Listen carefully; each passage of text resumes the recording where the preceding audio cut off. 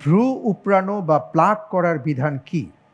এ মাকরুহে তানজিহি, B মাকরুহে তাহরিমি, C মুবাহ, D হারাম।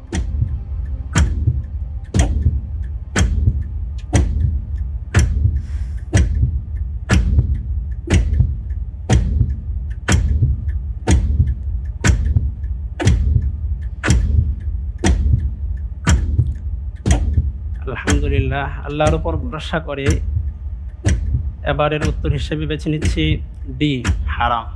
D হারাম। Press করা হোক, ডি হারাম। আপনি বলছেন ভ্রু প্লাক করা হারাম।